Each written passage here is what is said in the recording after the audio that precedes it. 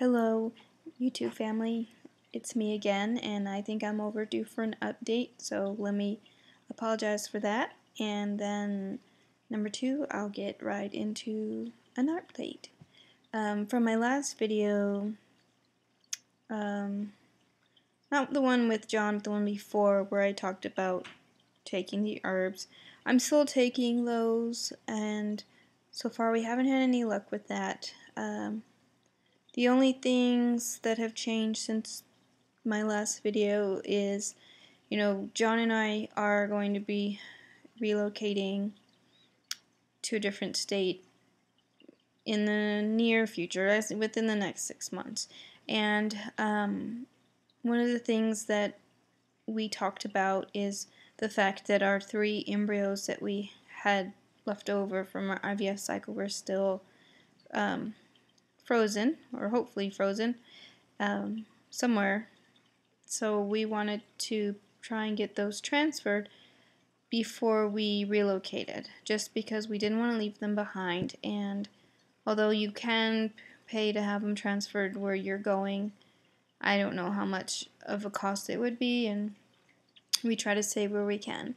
So I made an appointment with the fertility doctor that took over my fertility doctor. His name is Dr. Mitwally, to see about setting up the frozen embryo transfer. And I saw him, I'm trying to think when I saw him for the first time. I think it was early March, but don't get me wrong. Yeah, I think it was early March, March 4th, I think, to be exact.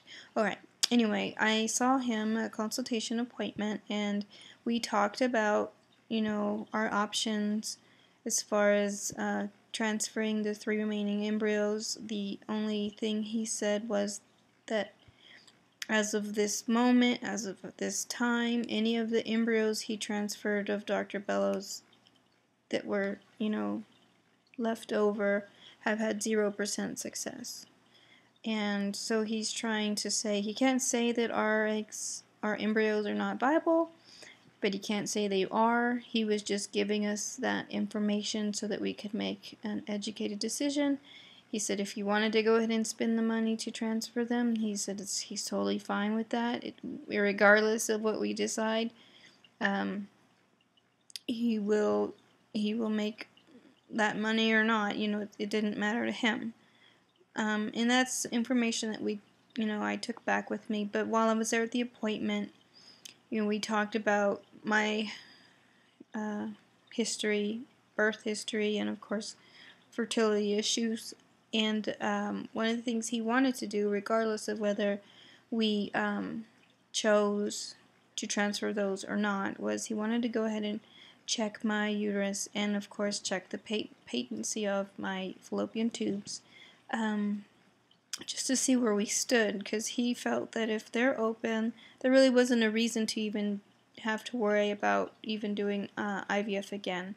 But he wanted to kind of get a baseline of myself and see where we stood. So that day of the appointment, he did a sonogram and looked at my uterus.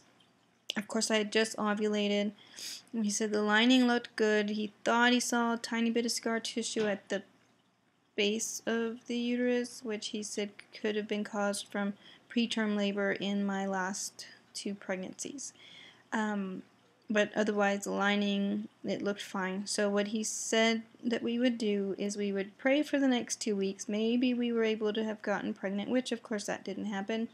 But in the meantime, we were going to go ahead and prepare for if that didn't happen. So I was to get, and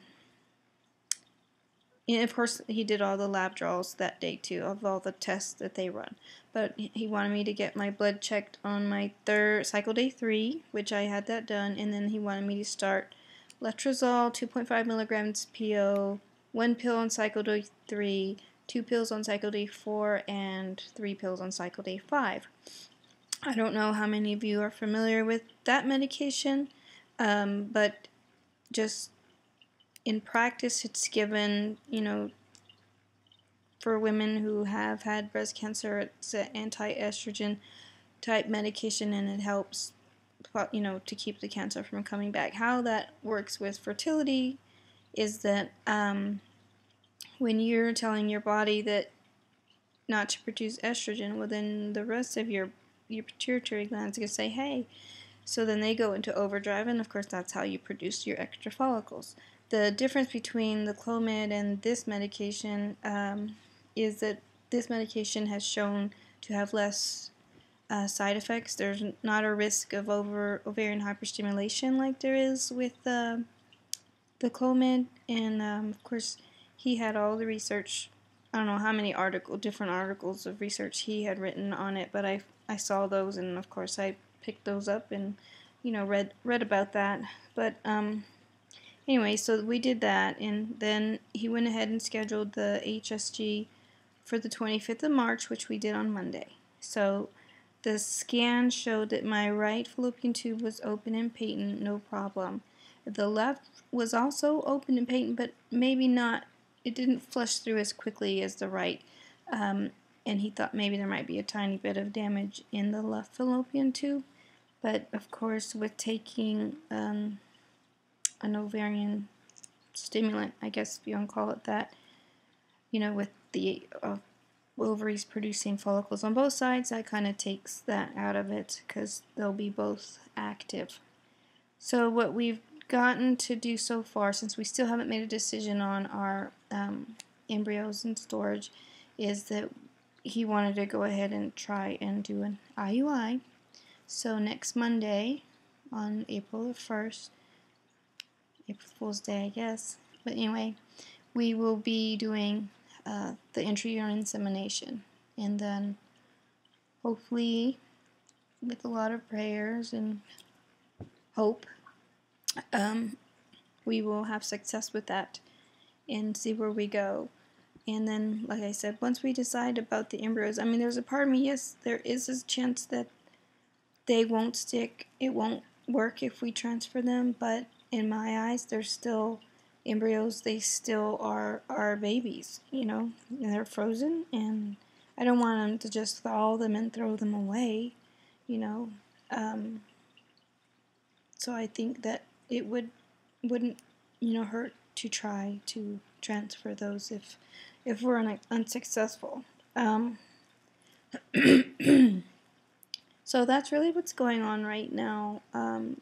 Very quick update. Try not to spend too much time filming because it just makes it harder for you guys to have to watch a long video.